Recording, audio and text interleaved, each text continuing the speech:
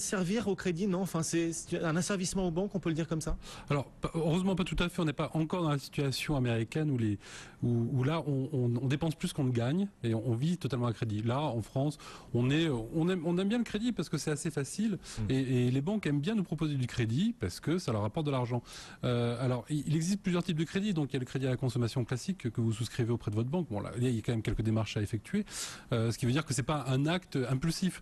Par contre, il y a une autre forme de crédit qui est un peu plus insidieuse, hein, c'est celles qui sont liées aux cartes de magasins que vous allez, on va citer peut-être des enseignes, mais peu importe, hein, à la Fnac, chez Darty, chez Virgin, etc. Vous avez des cartes de fidélité, on peut vous accorder avec ces cartes une ligne de crédit. Et quand vous avez un achat impulsif, vous voulez acheter une télévision, vous voulez acheter de l'électroménager, vous vous servez de cette facilité, vous remboursez ce que vous avez prévu au départ, 50 euros, 100 euros par mois, et vous avez l'impression finalement de ne pas vous être endetté. Mais enfin, au final, vous accumulez comme ça les biens et ça peut vous coûter relativement cher, d'autant plus que ces crédits qui sont liés à ces cartes de magasin sont très chers. Le crédit à la consommation classique, c'est entre, on va dire, 6 et 8% globalement sur l'année. Ces cartes de magasin, elles vont plutôt vous prêter de l'argent entre 14 et 19%. Donc ça coûte à peu près 3 fois plus cher. On peut faire baisser la note? Justement, on peut faire baisser la note, alors pas en négociant auprès de ces magasins parce qu'ils n'y ont strictement aucun intérêt. D'abord, ils ne négocient pas, effectivement, mais on peut mettre en place une technique qui est assez simple, qui s'appelle le regroupement de crédit.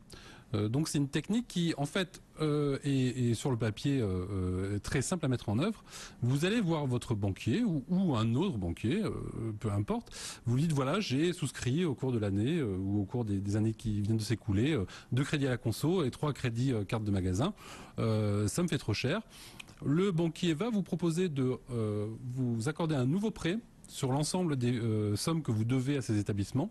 Il va rembourser l'intégralité des établissements et vous mettez en place un nouveau crédit, mais un crédit unique. Ça va coûter cher, ça, non? Enfin, il ne fait pas ça gratuitement. Il ne fait pas ça gratuitement, mais ça va toujours vous coûter moins cher. Pourquoi ça va vous coûter moins cher? Parce que, comme je le disais tout à l'heure, dans les crédits renouvelables ou les crédits à la consommation, quand vous en souscrivez à des taux entre 14 et 18%, ou voire 19%, voire éventuellement 20%, les taux qu'on va vous proposer aujourd'hui dans les banques, dans les crédits de la consommation classiques, hein, c'est de l'ordre de 6 à 8%.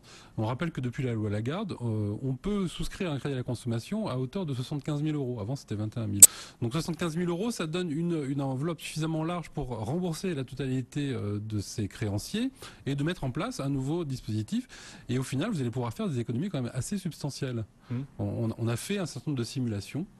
Ouais. Faites-nous rêver. Le regroupement de crédit, qu'est-ce qu'il nous permet d'économiser? Alors, on a pris le cas, par exemple, d'une personne qui a souscrit 2 prêts personnels, oui. 2 prêts à la conso, un à 6,90, l'autre à 7,85, qui est plutôt dans le marché, et 2 crédits renouvelables à 14,79 et 15,43. Bon, c'est un peu technique, mais je pense qu'il va y avoir une infographie qui va venir vous l'expliquer. Ça vient. Il rembourse chaque mois 961 € de mensualité. On imagine qu'on s'occupe de son crédit aujourd'hui. Il lui reste donc à peu près 25 000 euros, un peu moins de 25 000 euros à rembourser. Donc il va souscrire un crédit de ce montant-là. Et aujourd'hui, les conditions de marché, c'est 7,45. Donc ça va lui faire toujours la même mensualité à 961 €, sauf qu'il n'aura plus que 2270 € d'intérêt à rembourser contre 3900 auparavant. Donc en fait, il va faire une économie nette de 1633 €. Ah, ça vaut le coup quand même. Ah ben là, il va diviser quasiment par 30% le montant des intérêts, le montant du coût du crédit. Le coût là, final du crédit. Ça a quand même un intérêt. Alors, il y a un autre intérêt, je pense que c'est la question que vous vouliez me poser, Guillaume. Allez-y. Hein? On va voir si vous lisez dans mes pensées. Allez-y. Alors, attendez, je réfléchis. L'autre intérêt du regroupement de crédit, c'est qu'éventuellement, ça vous permet d'étaler des mensualités qui sont trop élevées. Ouais, est-ce que c'était ça? C'est ça, on est dedans là. Ouais, complètement. Formidable. Donc, c'est vraiment aussi un outil de gestion de son quotidien. Parce que, à force d'avoir accumulé les crédits, on peut se retrouver avec des mensualités qui dépassent largement le montant de ses capacités de remboursement. Ouais. Ce qui peut poser problème, notamment à la retraite, quand nos revenus reculent, par exemple. Oui, on entend des publicités à la télé, en ce moment on dit qu'on va avoir 50% de revenus en moins. Alors si vous avez 50% de revenus en moins et que vous avez toujours la même charge de crédit, ça va être compliqué. Donc l'autre intérêt du regroupement de crédit, c'est qu'on va réétaler le montant de votre dette. Donc là aussi, on a fait des simulations. Alors on était un peu plus, on a un peu forcé le trait parce que c'est intéressant de voir que finalement ça s'adresse à une population qui peut être à souscrire beaucoup de crédits. Donc dans le cas qui nous intéresse, donc c'est le cas d'une personne qui a souscrit 3 prêts personnels, 2 prêts auto par exemple. Et rien d'excessif, 3 prêts personnels. Mais rien d'excessif. C'est assez fréquent. C'est assez fréquent. Et puis ils ont 4 cartes de magasin dans lesquelles ils ont un peu puisé au fil de l'année. Donc au final, ils ont emprunté pour environ 40 000 euros. Il faut qu'ils remboursent chaque mois 1 906 euros. C'est quand même une charge assez lourde. Oui, c'est beaucoup. Donc qu'est-ce que la banque va lui proposer? C'est de racheter tous ces crédits. Donc on va lui ouvrir une ligne de crédit à 40 000 euros. Mais cette fois aussi, pareil, avec un taux à 7,45. Et va réussir à lui baisser de moitié le montant de ses mensualités. Donc là, elle aura plus que 966 euros. Ce qui, pour les bas revenus, est quand même très utile, ou pour les retraités. Pour la retraité, c'est utile. Bon, sauf que là, le petit inconvénient, on le voit bien sur le graphique, c'est que ça va lui coûter un peu plus cher quand même. Bon, c'est la contrepartie. Bon, il va passer de 5 517 euros d'intérêt à rembourser à 6 378. Bon, ça reste raisonnable, ça monte de 800 euros. Mais du coup, cette personne a bénéficié d'un confort de remboursement beaucoup plus élevé. Donc en clair, on s'adresse à son banquier. Alors, ou à un banquier. Alors, le plus simple, c'est d'aller voir son propre banquier.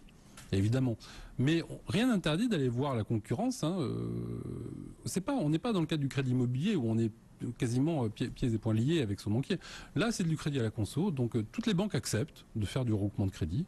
Même certains établissements financiers spécialisés dans le crédit renouvelable acceptent de le faire, genre Finaref, CTLM et d'autres. Et on peut même aller voir un courtier en crédit, genre Meilleur Taux, Empruntis. C'est des gens qui sont plutôt rompus à ce type d'exercice. Et la seule obligation que vous aurez, c'est si vous changez d'établissement bancaire ou vous ouvrez un deuxième compte, c'est effectivement d'ouvrir un compte dans lequel que vous allez montrer pour que le crédit soit remboursé. Et quand on va voir son banquier ou des courtiers, il faut leur apporter des documents très précis. Nous demande. Alors il faut aller chez son banquier avec l'ensemble de ses échéanciers. Pour les crédits à la conso, avec ses relevés de débit pour ses crédits renouvelables. Le banquier, qu'est-ce qu'il va faire? Il va éplucher tous vos crédits. Il va regarder les conditions générales des contrats que vous avez souscrits. Il va regarder s'il y a des pénalités à rembourser. Et puis, il va commencer à faire des simulations sur les montants des sommes dont vous avez besoin. Et une fois qu'il aura fait tous ces calculs, il va vous proposer cette fameuse enveloppe de crédit à rembourser. Il vous proposera un taux. Alors le taux pour la mise en place d'un rachat de crédit, c'est un tout petit peu plus élevé qu'un crédit à la conso traditionnel. C'est de 0,2 à 0,5 points supérieur. Mais ça reste quand même des taux très compétitifs. On est entre... on va dire 4,5 et 6,5 pour la mise en place d'un crédit à la conso sur 3 ans. On est entre 5,5 et 7,5 voire 8% pour un prêt sur 5 ans. Alors, ce qu'il faut savoir, c'est que les banques, elles refusent globalement d'aller au-delà de 5 ans parce qu'elles estiment que ce n'est plus raisonnable. D'accord. Il faut quand même là qu'on lance une opération vérité, Frédéric. Vous nous dites oui, quand on a plein de crédits à la consommation qui s'accumulent, etc., plein de cartes de magasins, etc., il faut les accumuler, les regrouper. Faire du regroupement de crédit, c'est intéressant. Vous venez de nous expliquer pourquoi.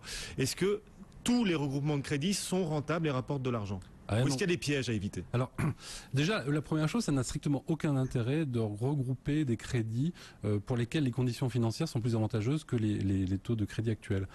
C'est le cas, par exemple, quand vous avez souscrit un éco-prêt à taux zéro ou un éco-prêt pour réaliser des travaux dans votre résidence principale à taux bonifié. Donc là, en général, effectivement, c'est soit zéro, soit aux alentours de 3%.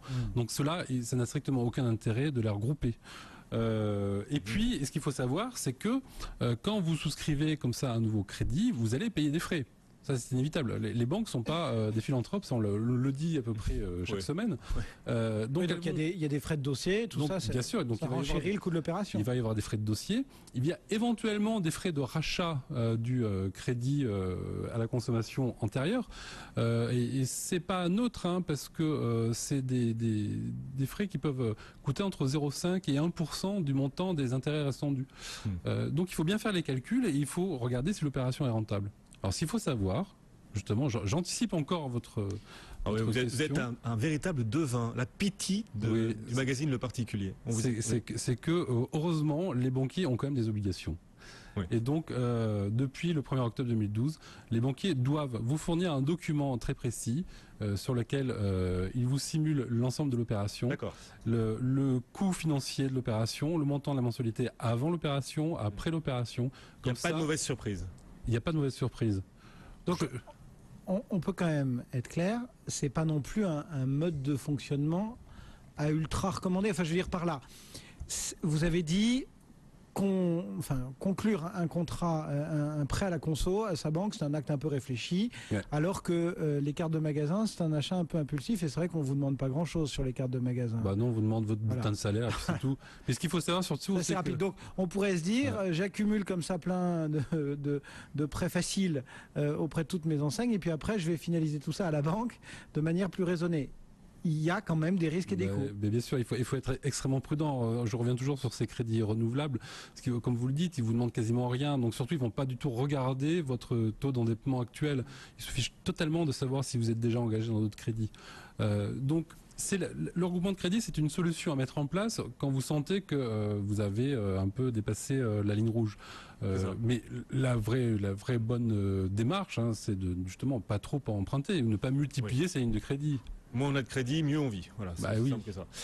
Une question de Mathieu qui réagit à ce que vous nous dites, une question qu'il nous a envoyée sur notre site, là, bfmbusiness.com. Il vous demande quelle est la différence entre regroupement de crédit, restructuration de dette et renégociation de crédit.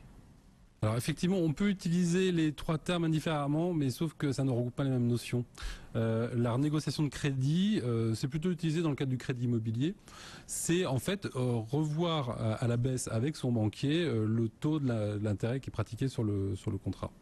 Le regroupement de crédit, c'est ce qu'on vient d'expliquer. C'est de la gestion active. On fait de la gestion active de son crédit. La restructuration, c'est un peu plus délicat parce que c'est une opération qu'on met en œuvre lorsque on est vraiment saturé, ses capacités de remboursement sont vraiment atteintes. Quand on est à la limite du surendettement. On est quasiment à la limite du surendettement. Donc là, c'est même le banquier qui va venir prendre contact avec vous pour faire de la restructuration de dette et pour alléger votre budget. Voilà, les explications utiles, comme à chaque fois, de Frédéric Durand-Bazin. D'ailleurs, vous allez rester avec nous, Frédéric. Dans quelques minutes, vous allez avoir l'honneur de répondre aux questions de nos téléspectateurs. Ils sont des contents. Et de nos auditeurs. Ce sera dans à peine un petit quart d'heure. Envoyez-les-nous d'ailleurs vos questions sur votre argent, toutes les questions que vous voulez sur votre argent sur notre site bfmbusiness.com. Et donc, on va y répondre dans quelques minutes. Et le CAC 40